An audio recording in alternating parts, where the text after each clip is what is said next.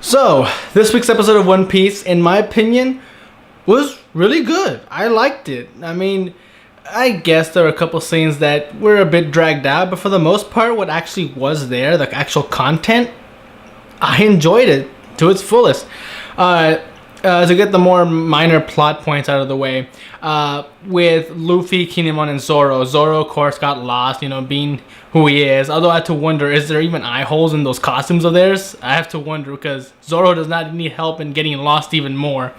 And of course, he runs into a couple kids who think of him as a toy, and that's the point. It's his disguise. And of course, they play around with him, and he gets irritated, especially when they go for his swords. He, of course, pushes them. And of course, the kid starts crying and saying, "A toy attacked me!" And the way everyone reacts is just hilarious. It's like, "Someone call the police! Police, chase him down! He's a murderer!" It's like, all I did was pat the kid on the head. It's not my fault he fell and hurt his ass. And it just reassures my belief that kids are horrible. Most kids in general, actually, in fact. I'm sorry, it's true. I don't like kids in general. Maybe there are a couple of kids I can actually like and are okay. But for the most part, no. I find them annoying. Especially when they're not raised correctly. It's just the reaction everyone has. It's like Zoro is Hitler and he's here to kill everybody. Although society raised to have toys as their servants, so to speak, and always reassured, hey, it's safe to have these guys around. To have a toy out of nowhere saying, "I know I'm gonna attack everybody." Okay, I guess that would cause fear, but for the most part, it's just so weird for someone who hasn't been raised in Dressrosa to believe these toys are safe. As an outsider, I just say all I see is a kid being taught a lesson and not touching other people's stuff, and of course he whines and complains until someone fights his battles for him. He doesn't come in saving him at the last minute. Is like, attack that person. I don't know, for me personally, I think in the real world I can push a kid onto the sand or the grass, and the most I'll get is a couple of stares from some people. I can just walk away, go home, and eat a sandwich, and it'll be okay. It's like, whatever. People I don't know don't like me. Fuck it. But either way, the rest were kind of major. The Colosseum, again, was nothing new, more fighting. Although I will say I still like that female gladiator that's helping Rebecca. Although I still cannot remember if she was this important in the manga. Maybe it was just so small, the panels that she was helping her, that to see it all, dragged out in the actual anime, it's just kind of jarring. Although I will say it did add to a bit of her character. It's like, oh, this person is actually pretty nice. Although I would like to know more in detail as to why she's helping Rebecca, because that still confuses me even now. Is she a former member of the Royal Guard and she still has this obligation to protect Rebecca, the last of the Riku family line?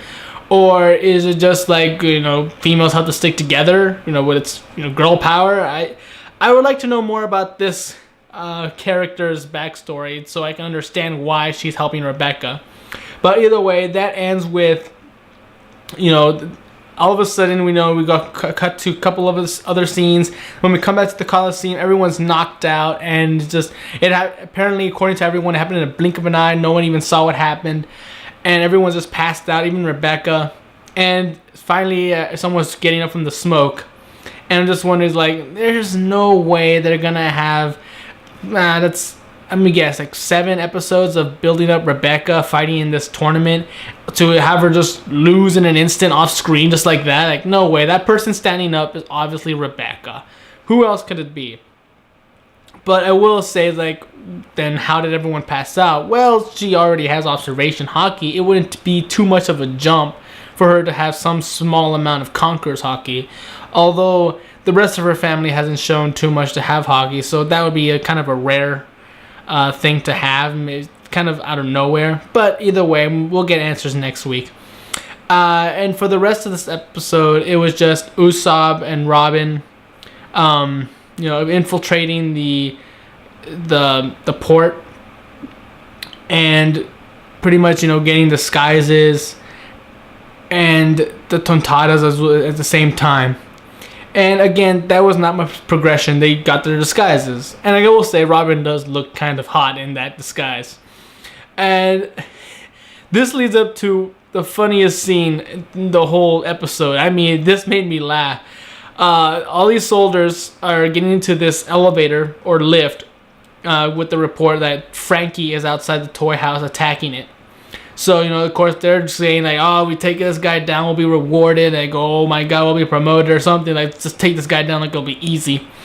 But it's the ride up there. Like, it's taking so long. The lift is really slow.